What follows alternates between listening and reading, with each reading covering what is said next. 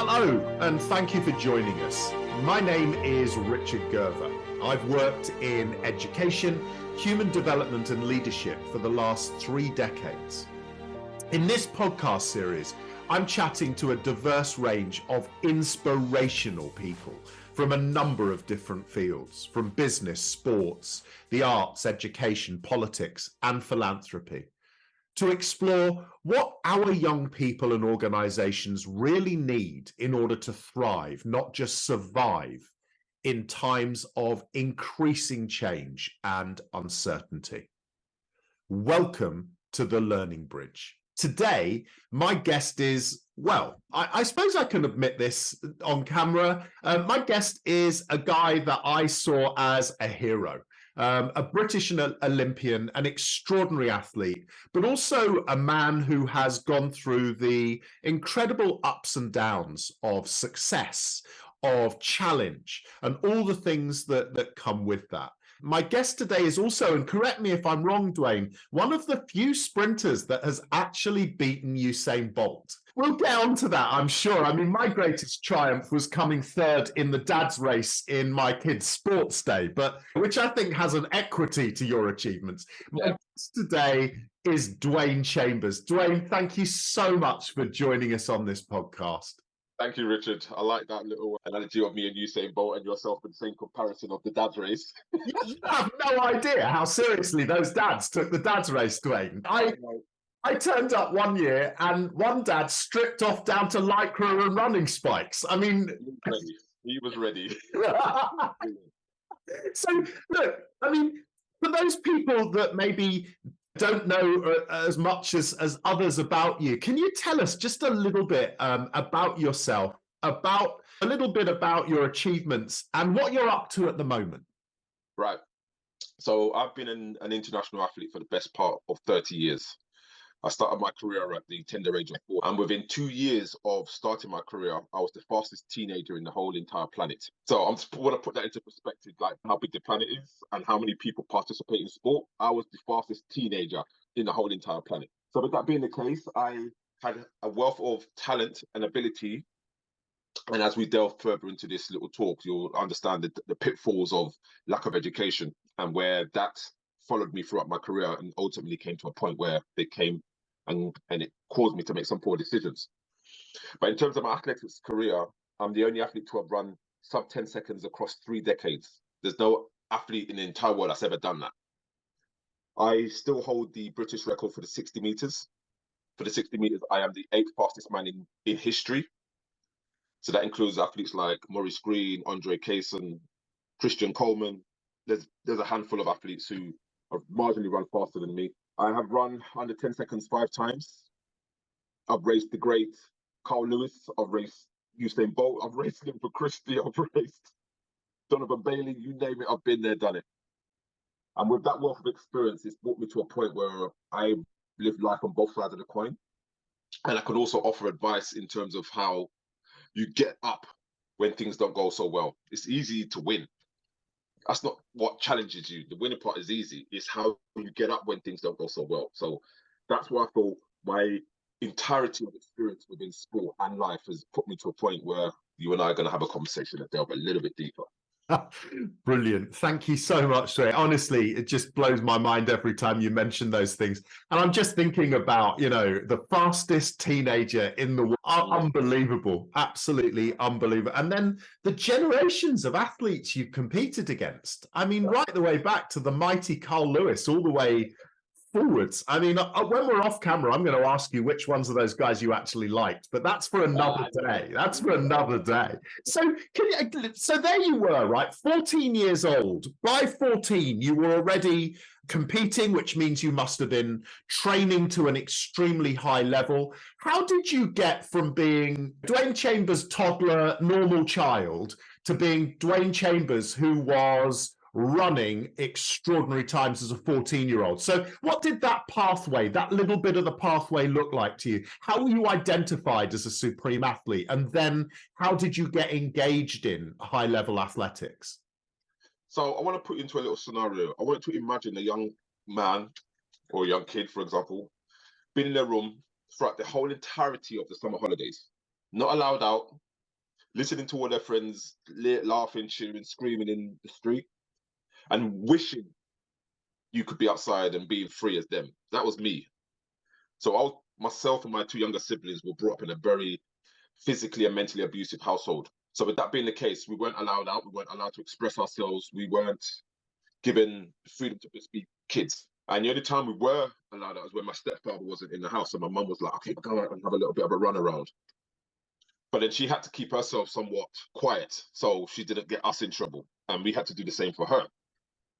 So I spent days, weeks, months wishing that I could be as free as my friends that were outside playing. And what got me to where I was, the ability of me creating this little mind board.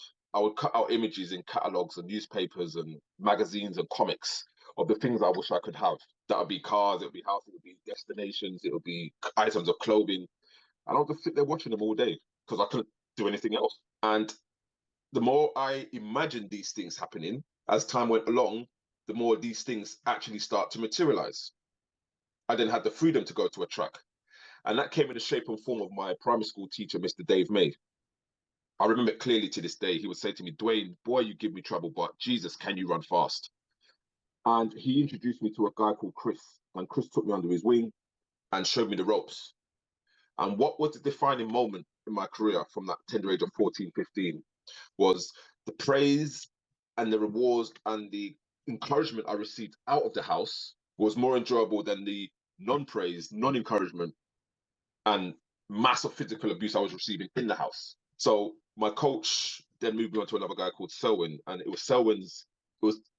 It was the ability that Selwyn had to come and get me from my house and say, "You come to training," that got me out of my house. If it wasn't for him coming to my house, I would not be in this position talking to you. This career of mine wouldn't have happened. Unbelievable. I mean, there's a couple of things, sorry, Dwain, that I just want to pick up on, which I think are so intensely powerful in what you've just said.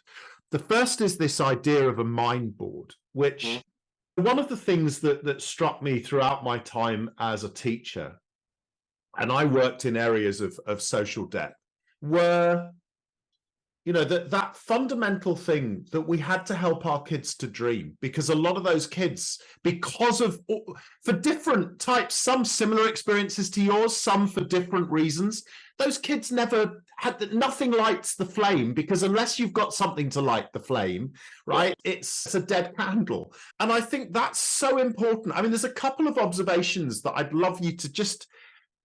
Was there anyone in your life at any point that said, oh, mind board's a good idea, or was that purely something that just came from your own imagination? It just came from my own imagination. It's the fact that I was bored. I was bored, and I thought, what else can I do to occupy my mind? And I had tons of magazines and comics and catalogs, and I cut them out. I liked symmetry, so I placed them in particular orders, and before I knew it, I had a big A5 piece of paper with everything I wanted, the things I liked, cars, you name it. And then before I knew it, I had all these things, and I thought, these are the things I like. And then it got to the point where I thought, okay, with that car, what color would I like? What would I do with it? Would I put a speaker in the boot? What kind of alloys would I put on it? And I started to detail every image. Holiday destinations, where on the beach would I like to be? What would I like for breakfast? I went into that much detail. Wow. Because I had time on my hands. So with my kids now, I encourage boredom, because it gets them thinking. It starts using parts of their brain that is normally occupied with their devices. See, I think that is just pure gold in our first question, right? That idea for me, because sometimes kids need that support, that stimulation. And again, what I think is fascinating about your story so far, one is, despite the abuse and horrors of what you must have been party to in your own home, there was the constancy of your mother. So you had a parent who showed you love and care, and amidst, if you like, the war zone you were living in. Sometimes, as we know, some kids grow up devoid of that altogether. And I just love the idea for educators to say to some of the kids in that position, start a mind board, start an ambition board. And of course, perversely, for kids today, it would be even easier than it was for you because of the access to technology. So I mean, I love that. And the second thing I wanted to touch on from your first answer is this thing about, and I think sometimes we underestimate this, right? When kids are growing up in challenging circumstances, the refuge that a school or a coach or can provide. And what do you think? I mean, you talked about your teacher, you talked about a couple of your coaches. You know, what do you think was the importance of the way they behaved towards you that allowed you to love and trust them in the way that you did? They were warm-hearted. They weren't physically abusing me, and they spoke to me in a way that was easy for me to understand. So I coached in a way that I was coached. I talk in a way I wish I was spoken to. Now, there's a time and a place you've got to get a little bit sharp with your children. You know, sometimes you're just repeating the same problems over and over, and you're like, okay, I've said this 1,000 times now. What's going on here? However, when it was more of, I realized how I operate. If you give me suggestions, I can come to my own conclusion. If you tell me what to do, I back off and I rebel. So it's taken me a long time to realize what kind of individual I am and how I process information. But that wasn't taught to me. I just had to learn on the job, you know? So, and it took me a long time to voice my opinion on this is how I'd like to deal with things. Whereas I was afraid, because of the abuse that we went through as young children, I was afraid to say, please don't talk to me that way because this is how I process it, and I'll shut down. Yeah. But it takes a certain character to say this because you're afraid of offending people. And again, that's what an issue that me and my siblings had. We were afraid of saying things in case it offended people or they disliked it. Because anytime we told the truth or lied, we got physically abused for it. So we didn't know where we stood. Yeah, sorry. Again, sorry to cut across you there, Dwain. One of the things that I think is fascinating about your insights here, we have camps, don't we? And particularly in countries like, I think at the moment, the UK and the US, in the education system or in elements of the education system that believe, rightly, we know that there are very challenging circumstances right now for our children, and some of them are behaving in ways that will show that complexity of their lives, of the fallout of the pandemic, of all of those things. And we definitely have increased numbers of behaviorally challenging kids in and around not just our education system, in our communities, in our society. But there seems to be one school of thought in the education system, that what you do is one size fits all, and it's purely about laying down the rules, putting kids in a kind of blinkered state. This is the trap, this is how you behave. And I just wonder, from your insight and your view, and what I think you're saying, is it's more nuanced than that. And you need to treat each of those you need to find out that what's underneath that for each of those young kids. And particularly what you were saying, and then was, if you're born into a home, or if you live, in a house where there is an abuse, power, there's a power thing, an abusive parent or abusive parents, where you as a child are never allowed to express an opinion or view or to even converse, then actually, I wonder whether that kind of high disciplined, sit down, keep your head down, do as you're told, be silent, actually has an even more profoundly negative impact on children like you were. It would, and it did for years. Me and my sisters always say, yeah, we're a little bit not right in our head because of it. And we openly admit and laugh about it because we can now. But we say that upbringing had a knock-on effect on us. And what's been useful, in my opinion, is the ability now that I can talk. So I think that has now become very therapeutic for me. Whereas in my early stages, I wouldn't talk, so I didn't know how to express myself. And with 4 levels of education, I didn't know the words to use either. So that in itself threw its own sets of challenges. And I was making notes as I was reading some of the questions that you sent earlier in the week. And I said, I often find kids that are poorly educated, they resort to physical abuse because they don't know how to express themselves. So they've got years of pent-up frustration and anger, and they lash out as a result. So that for me is an area that I always try to address when I'm talking to these young students that I work with. I try to dig a little bit deeper, what's going on at home, how's things, and then if I can get a better understanding of what's going on, outside of the sport, then I can find ways to help them use sport to relax them, to push them, to educate them, to educate themselves, to learn how to self-coach. I mean by self-coach is see when you're approaching mistakes you made in the past and pull back from them. Go to one of our coaches and ask advice. How do I handle this? And try and use that advice to push you in another direction. And again, I think that is a massively topical issue there.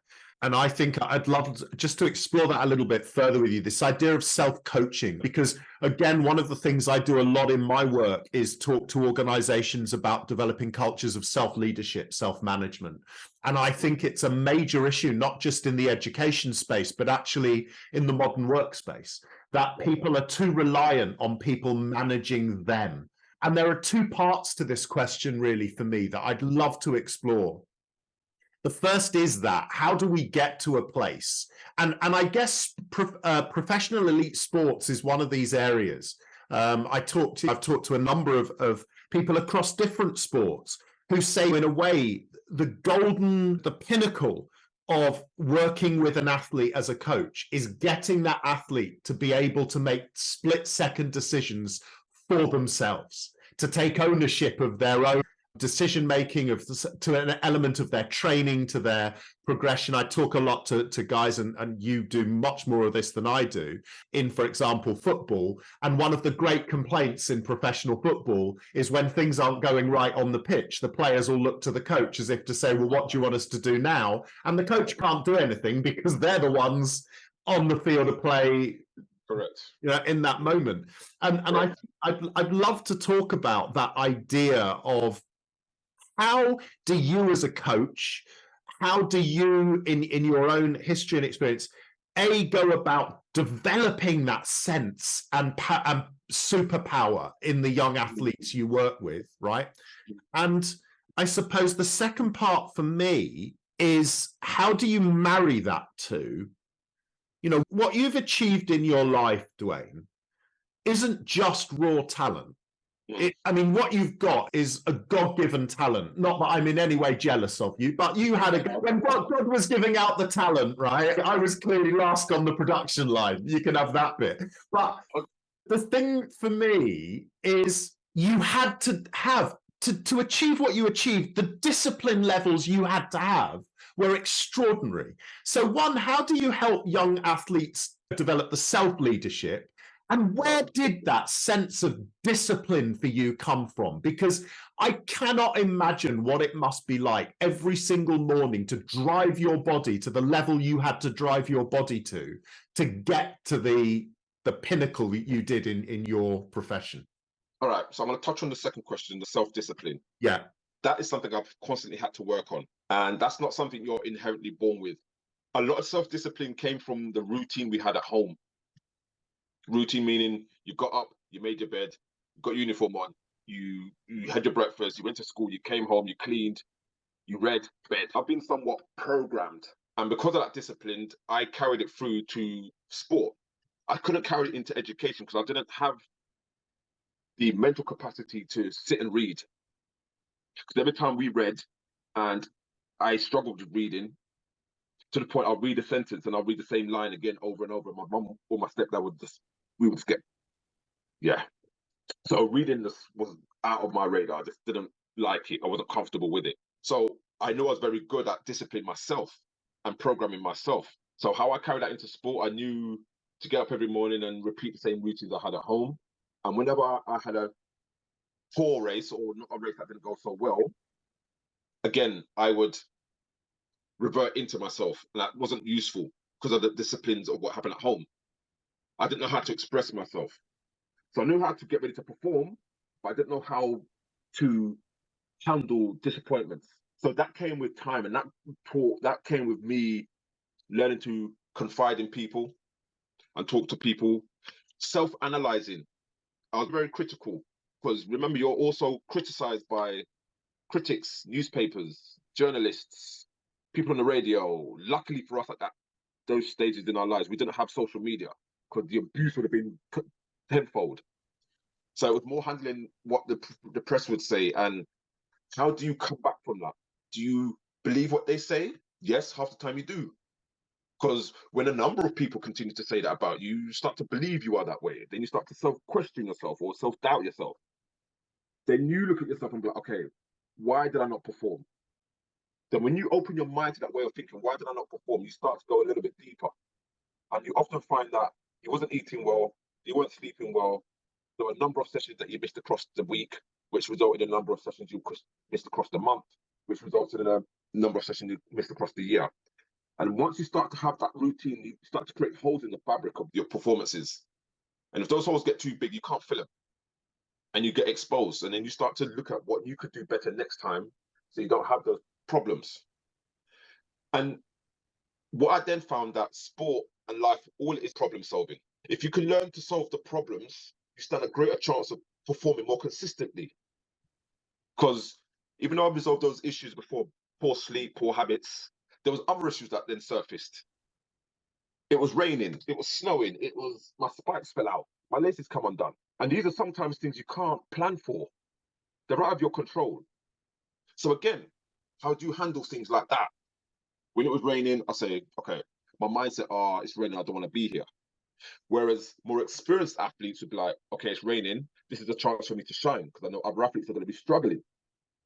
And it's only when I start to talk to people, I'm like, it's a shift of mind.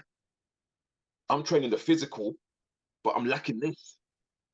And it was then that I started to really hone in on being able to move and bounce around with circumstances and not let my thoughts go too far outside and keep everything inside. So with regards to athletes, what I tend to do with these young athletes now, I use a lot of my experience, and I would give them a notepad, and I'll ask them to fill in this notepad. How's your day been? What's been going on at home? What do you want to do today? And from there, I can tell them to go and warm up, and I'll read this, and it gives me an idea of what's going on and what I can expect to get from the athlete. We'll then come to the end of the session. I'll say, okay, what's going on here? Tell me what's going on. And at least that way they can leave the training environment with a clearer head. Because if they come in with a load of mental junk, they fill it with all their frustration with training. When training gets hard, they're like, I don't want to do this, and it's filled with more junk. If they walk out of the training environment with all that junk in their head, they're going back into an environment, whether it be home or college or university, with more stuff that hadn't been dealt with. And I found over time, when you choose to bury your head in the sand with situations and don't deal with them, you find that you're going to be burying your head further and further, deeper and deeper. And the only way to move forward is unless you surface, deal with it, and move forward. And that's how I tend to use things. I think the thing that really strikes me about what you've just said in all of that, in the entirety, is this thing about controlling those voices in your own head and the way you process stuff, right? And that talent of being able to be objective about often highly emotive experiences you have, and particularly amongst teenagers, right? Because their brain chemistry is different from ours. So everything tends to be more emotional in that heightened state of the hormones bouncing all over the place. And I think what you're saying there, which really fascinates me, I mean, it's true of every child, but certainly kids that are coming from really challenging circumstances and challenging environments, because I guess most of us at some point in our lives have felt that moment where if we've had a bad day or a bad week or even a bad month, right? The next bad thing that happens is we almost just go, of course that's going to happen to me. Everything's rubbish right now, right? Of course that's going to happen. Oh, another example of why I'm rubbish, or another example why I'm not worthy, or another example. And I think that talent, and I love the notebook. As a teacher, I'm sat here thinking to myself, that would be so useful, particularly with those kids who are challenging. When they first come in the day, to say, just spend 2 or 3 minutes writing down for me how the last 24 hours have been, or just so I can just climb inside a little bit and understand what baggage you're bringing with you today. So I then know on an emotional and intelligent level how I need to work with you today, and where, if I suddenly get a tantrum from you, right, where that's coming from. Honestly, I think that is just so powerful. I mean, look, I want to move on, if I can, slightly to the Dwain Chambers post-14, because what I really want to do at this point in talking to you is understand what you would have benefited more from as a child in education, both formal education, school education, but also in your coach, your athletic education. When you look back now, because hindsight is always the powerful thing, and I often tell people it's not hindsight, it's wisdom. But because you have had, and you're very honest about it, right? You've had unbelievable moments of absolute, unadulterated success and moments which have been really challenging when you look back on. And I'd love just to explore that. So when you look at your working life, what have you experienced? You know, first of all, let's talk about post-14 Dwain, the Dwain that was on the rise, the Dwain that really was like the world just couldn't get in your way. Tell us a little bit about that. And then from that, what the factors were in that experience that led to some of the challenges you had in your career. And thirdly, looking back on it, what would have helped make those decisions the right ones, perhaps, rather than some of the wrong ones? Okay, so we'll break it down from the start. So the first one, refresh my brain on that one. So it's post-14 Dwain, on the way up, journey to superstar Dwain Chambers. Right, so post-14 Dwain, I then became a global superstar, obviously becoming the fastest teenager in the entire planet. That, for me, was great. I didn't see this on my vision board. I didn't see Dwain. I had all these luxuries, but I didn't put myself there. So I had no point of thinking about, okay, when Dwain gets to this point, what is he going to do? I wasn't prepared. I didn't prepare myself for that. So as I became that much more popular and that much more famous, along came with it all the harbor sharks, so agents, money, women, cars, going out more frequently, you name it, it happens. You see across the globe, people that come from nothing to something, they splurge, as you do. So with that, it brought its own set of problems because I didn't know who to trust and I didn't understand that word.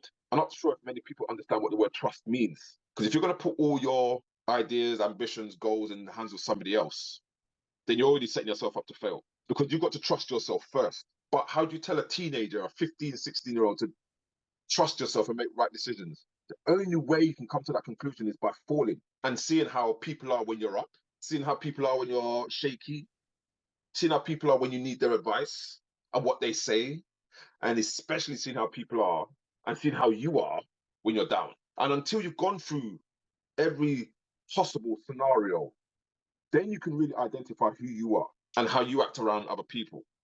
So again, I went through that phase where I got really successful, really popular. I continued to stay focused. That was important to me because the physical and mental abuse we had from my stepfather was just getting in the way. And I did everything to avoid that because I wanted to keep my mind clear on running. Anytime I had to deal with him, it deflected me. I lost my focus. So when I got successful, popularity came, but my insecurities were following me. My insecurities were following me. My lies were following me. All these things that were happening to me, I kept on lying about them and saying, I'll do it later, putting things off, lying to women. Yeah, I haven't got a girlfriend. I was just a mess. And it was a disaster waiting to happen. There's a couple of things before you go on, sorry, that just really fascinate me about this. The first is going back to the mood board. And I think this is a really potent lesson because I wonder sometimes whether when we start to have aspirations or dreams, I think what you've just said is so unbelievably powerful. You know, that mood board was filled with the cars, the holidays, the destinations, the clothes, the watches, the blah, blah, blah, blah, blah. And there was not one picture there of Dwain. In other words, it was almost this belief that it was the superficial stuff that would give you the contentment and the joy and the happiness. Correct. And I put me first. Yeah, and I think, again, one of the great challenges that I see, and you must too, because again, you're working with young athletes, for example, many of whom who want to be the best of Dwain Chambers, right? They're working with Dwain Chambers and they're thinking, oh, and there is always going to be in some young people this belief, I want to be Dwain Chambers, not because I've proved that I can overcome my barriers, that I can push myself to 100th of a second faster than I thought I could, or any of those things. But because I want to have fast cars, I want to be on the telly, I want to be blah, blah, blah, blah, blah. And I think there's a lesson in for all of us in that, and particularly those working with young people, that we have to get young people to see themselves at the center of these mood boards, right? And the second thing is the issue of trust. And I think this is, again, so incredibly powerful. How on earth do we learn who do we trust? You know, what are the signs? What do we look for? And so just so there you were, right? You were this version of yourself. And inevitably, all of a sudden, it's the perversity of the society we live in. This successful young boy who nobody would have looked at, you know, 5 years before. Suddenly, everybody wants to be your friend, but they don't, do they? What they want is they want to exploit you, and they want to make money off you, and they want to rise themselves off the back of you.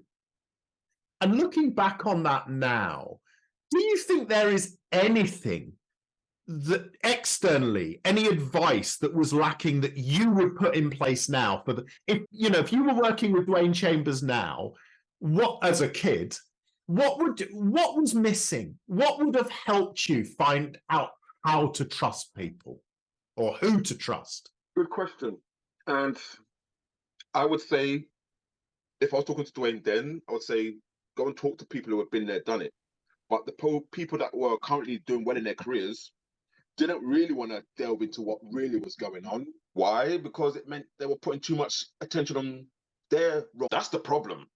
We're getting advice from people who are also doing nonsense and messing around and cheating, and they're not prepared to talk about it.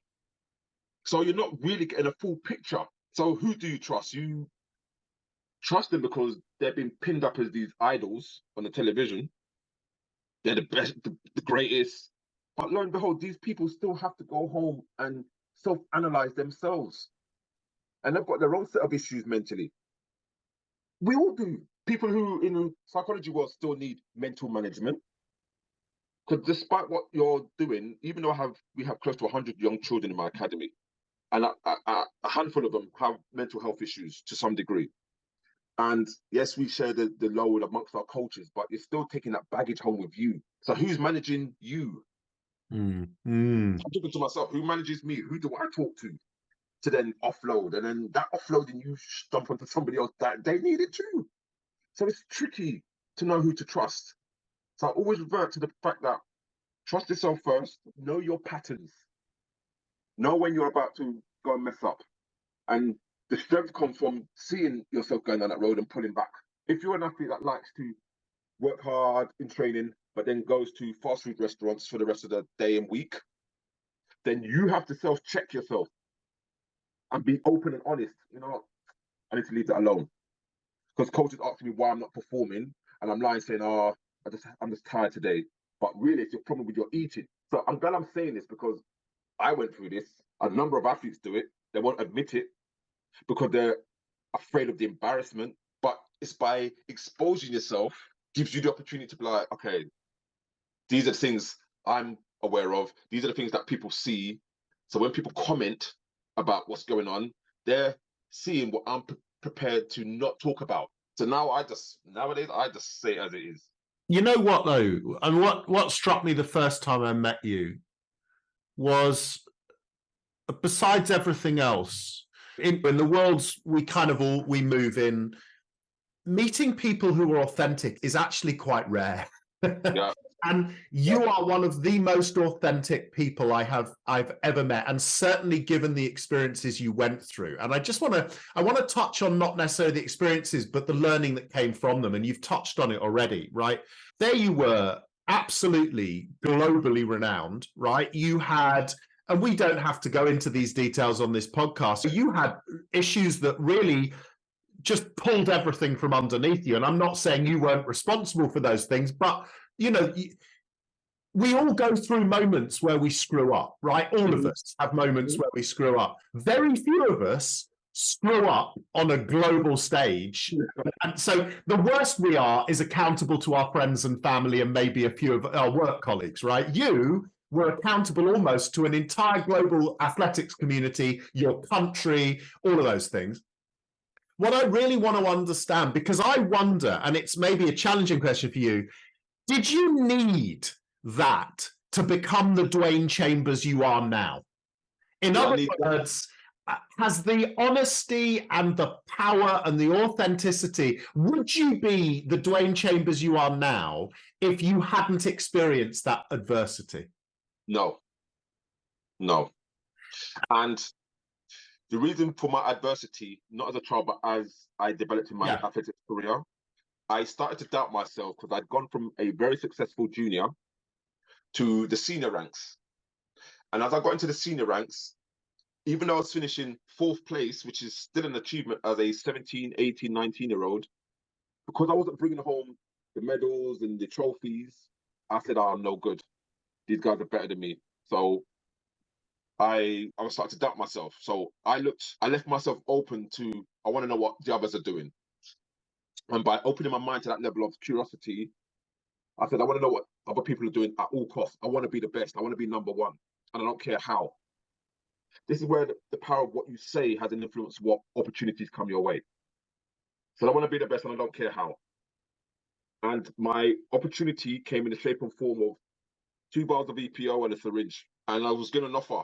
You can go from number 1 in the world to I can take it from number 5 in the world to number 1 in the world. And with my low self-esteem at the time, if I'd sat and thought about it a little bit more, I would have seen I had enough in me to make it. So I survived all the crap at home. I survived my school life. I survived college. I've survived and got this far, so I can still do it. But I chose to let that loud voice be loud enough to say, no, you don't need it, do this. And I made a decision that was costly to my career. But I always say my downfall, and people criticize me for saying this, because I said I was exploited, but I say no, my fall from grace was necessary. Why? Because there's not enough individuals out there who rise from the grave and talk about it. If I had a tangible person, dad wasn't around, stepdad definitely weren't trying to give me that advice, that said, well, this is what I did, why I did it, how I got back, I would have had a genuine seed of thought in there, would have been like, he done it, so I could follow that route. But there was nothing there. So I chose to do that. And once I got on that gravy train, which was traveling 1,000 miles an hour, I could not get off. I was too afraid to get off. Why? Because I thought, if I go from number 5 in the world, if I don't take this, I'm going to go to number 6, number 7, number 8, number 9 in the world. And I just totally disregarded my own ability. I forgot about all the support that my mum gave me, all the coaches that got me here, all the nutritionists that helped me get to this point. I tried to disregard that because I had one small episode of doubt. I just want to stop you there. Sorry, that really interests me, and it's just a side thought. On one of the other episodes, I've interviewed a Premier League football coach, a guy called Edu Rubio, fascinating guy, who most recently has worked with Julen Lopetegui at Wolverhampton Wanderers. And we were talking about this and saying that one of the greatest challenges, and I guess it's exactly what you've just described, is sometimes the most vulnerable people emotionally are the most naturally gifted, because the most naturally gifted, up until a certain point in their careers, don't lose, right? Not used to losing. They've never had to overcome adversity. But the nature of the sport, the nature of the game, the nature of high performance is eventually you're going to get to a level when you come across other people who are as good, if not better than you, and you've never had to deal with, and I wonder, that's where that seed of self-doubt comes from, right? So it's a really important lesson for educators working with high-performing children, whether it's in sport, music, academics, arts, because those kids need to be facilitated to fail safely and encouraged to learn how to come back from it, right? 100%. 100%.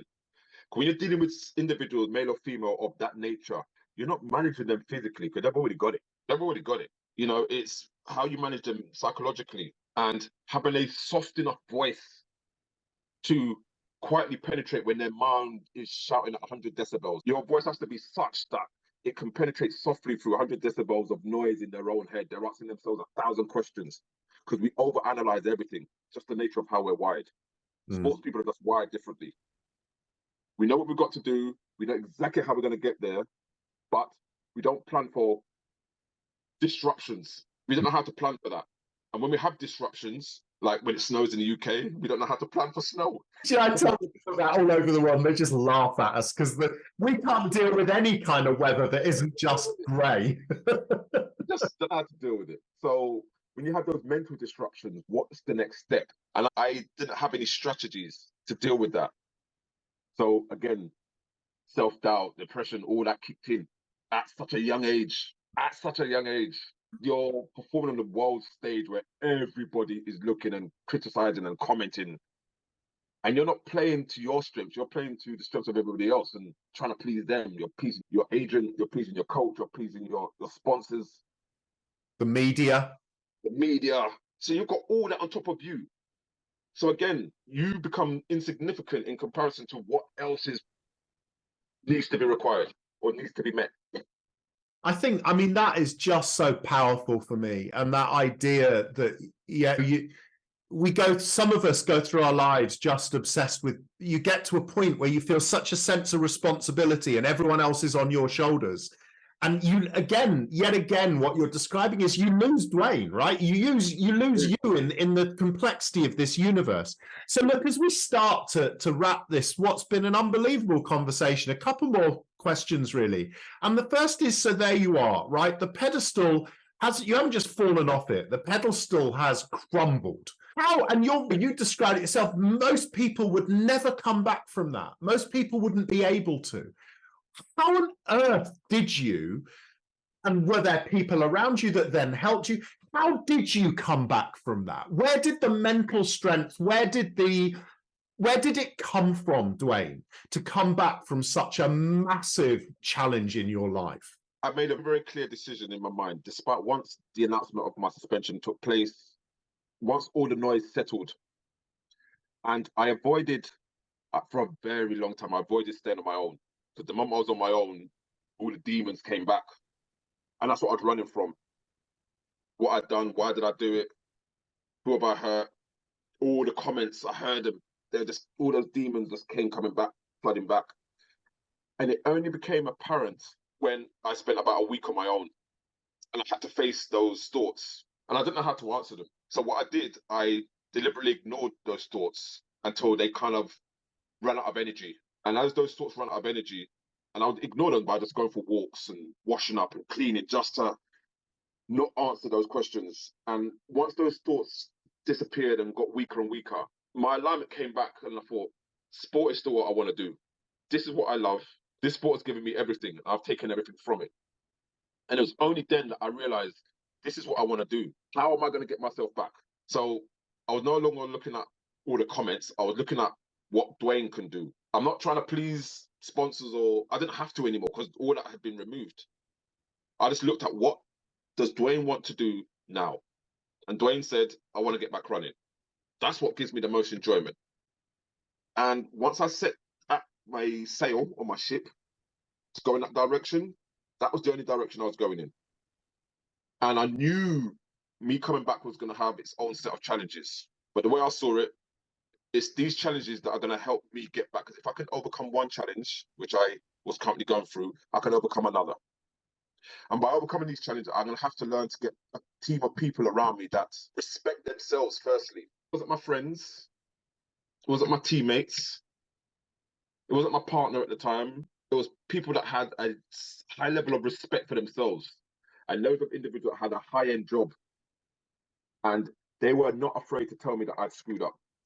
And those are the ones who I respected.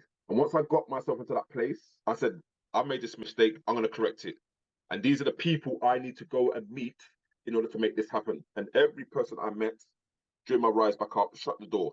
They kept on shutting the door. And every door that shut, I said, right, I've got to keep going. I've got to keep going. Why did I choose to keep going? Because if I stopped at the first closing of the door, I would have stopped completely. And I didn't want to stop. Because the thought of sitting down and being a bum and watching TV and eating biscuits, the vision of that wasn't appealing. When I look ahead, I have the ability to close my eyes. I can look at what Dwain would look like 2 years down. I just know, I have that vision. I can see it. And when I looked at that in like the sphere of a cinema, the image of me sitting down being a bum didn't appeal to me. But the vision of me sitting back in the cinema watching Dwain getting back running again brought joy in here. When I get that good energy in here, I follow that. When my spider sense is all kind of knotted up and bound and tight, I'm like, I need to stay away from that. Because every time I felt that and I've gone and done it, it's gone wrong. So I always tell my kids, listen to your spider sense, because they all watch Miles Morales, they all watch all the Peter Parker, so they get what spider sense means. So when I talk to them like that, they're like, okay, I know what you're on about. I don't use fancy words. I say things that they relate to. Spider sense. I talk about all these superheroes that they can see. When they don't follow those certain traits, things go wrong. Even if it is right and you still get funny in here, that's just a spark of adrenaline, because you're about to go into somewhere where you have to perform. And sometimes people confuse that with, oh, this is going to be wrong, it's going to hurt. No, it's not. This is new. It's just your adrenaline spike that's causing a flush of emotions, but you still have to go through this. So it was at that point I thought, I'm going to do this and I'm going to turn this around. And I just stayed focused on it. But that focus came as a result of Dwain Chambers as a kid with my mind board. And I just stayed on it. These are the things I want. And I knew how to stay there because I could see it. If I can't see it, it needs some more work. And that was the turning point in my career. Unbelievable. I mean, and again, I think really successful people are wired differently. And I think your ability to self-assess, to understand your own emotions, to do so objectively, to start to use that beneficially. I loved what you said about all those other things have been stripped away and what was left. Dwain was left, right? And then it was about what makes my heart beat faster, what gets me up in the morning, and that drive. And I think for me, sometimes that's one of those things within education. One of the great challenges isn't just to prepare every child uniformly in the same way for a world that's vastly different. It's how do we help each of those young people go, what's best for me in here? What makes my heart beat faster? Because it's that, right? It's that sustains you, whether you get up on a day and it's snowing and you think, I've got to train today. Whether it's getting up on a day where you're just thinking, what, another hour in bed. Whether it's falling from a pedestal and coming back.